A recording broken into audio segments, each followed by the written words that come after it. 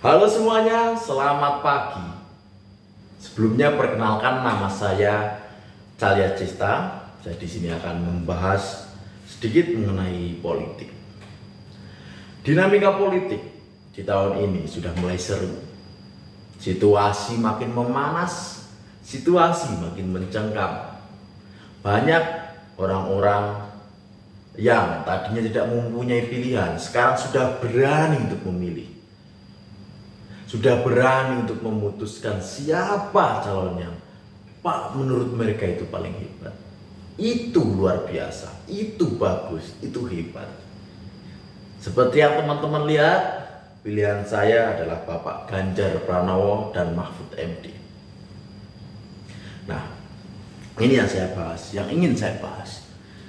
Sebelumnya saya ingin bercerita terlebih dahulu. Kaos ini yang saya pakai sekarang itu sering saya gunakan untuk main ke rumah teman, ke rumah saudara, ke kampus, ke pusat kota dan lain sebagainya. Sudah sering saya gunakan, saya pakai. Nah, dari situ banyak teman-teman yang mulai melontarkan pertanyaan-pertanyaan. Mengapa milih Bapak Ganjar Pranowo?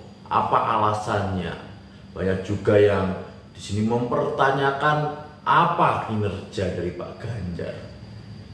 Nah, dari sekian banyak pertanyaan, ada satu pertanyaan yang menarik untuk saya bahas, yang ingin saya bahas. Karena pertanyaan ini, narasi ini juga tidak hanya dari teman-teman, tapi saya lihat di internet itu juga banyak, di media sosial itu sudah mulai banyak dipertanyakan. Narasi yang mempertanyakan, kenapa Anda memilih Ganjar Pranowo padahal Jawa Tengah adalah provinsi termiskin? Banyak sekali pertanyaan-pertanyaan seperti itu mengarah kepada saya saat saya mengenakan kaos seperti ini.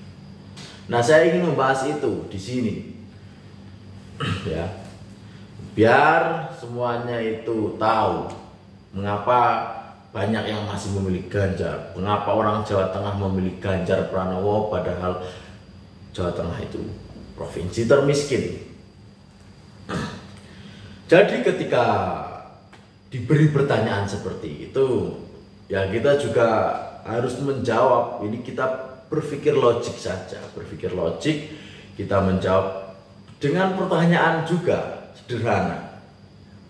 Sejak kapan Jawa Tengah itu bukan provinsi termiskin?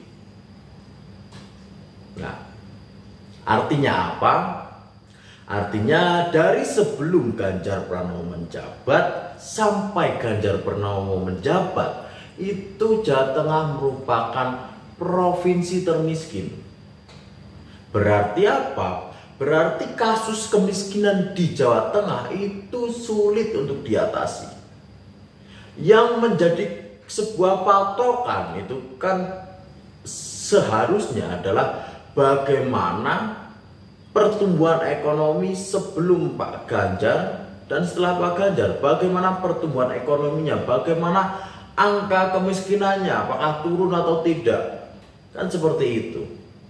Bukan mengapa Jawa Tengah menjadi provinsi termiskin, karena sebelumnya itu juga provinsi termiskin, kecuali sebelumnya itu Jawa Tengah bukan provinsi termiskin dan setelah Ganjar Pranowo menjabat itu adalah provinsi termiskin. Nah, itu baru namanya kegagalan dan itu patut dipertanyakan. Tapi kan ini enggak.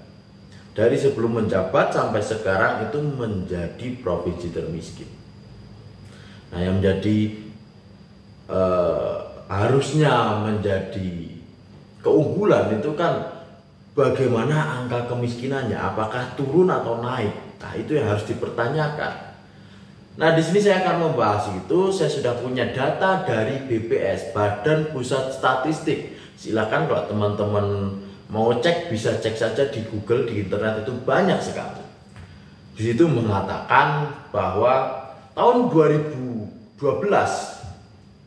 data 2012, di situ angka persentase kemiskinan di Jawa Tengah sebelum Bapak Ganjar Pranowo menjabat itu 14,78%. Ya, kalau salah mohon dikoreksi, tapi sekitar 14,7% tahun 2012.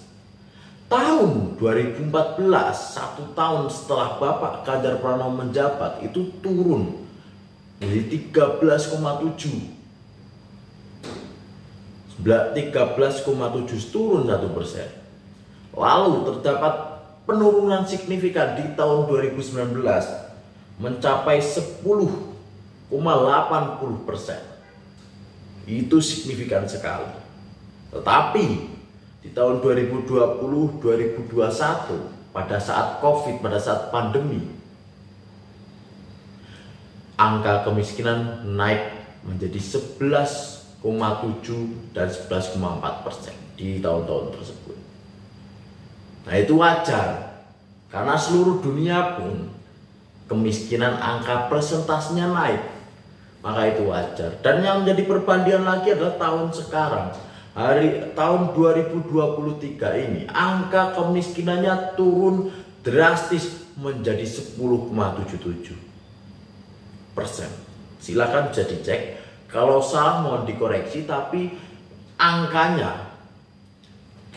depan itu saya yakin sudah betul.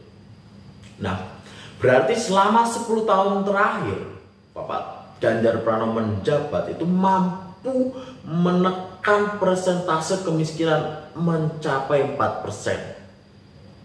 Dari tahun sebelum Bapak Ganjar Pranowo menjabat di angka 14,98 sampai tahun ini 13,77%. Itu hal yang luar biasa. Menurunkan persentase kemiskinan 1% itu hal yang sangat luar biasa. Coba teman-teman cek sendiri. Begitu. Itulah yang ingin saya bahas. Mungkin teman-teman di sini yang mempertanyakan soal itu bisa saya jawab ya. Jadi itu bukanlah suatu kelemahan Ganjar Pranowo, tapi itu adalah suatu kehebatan Bapak Ganjar Pranowo.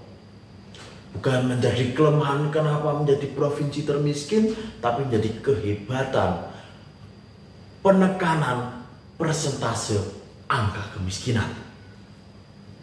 Itu saja dari saya. Mungkin ada yang ditanyakan, bisa langsung tanya saja di kolom komentar. Nanti kalau ada yang mungkin pertanyaan yang sedikit menarik akan saya bahas lagi. Sekian dari saya tutup. Selamat sore dan sampai jumpa lagi.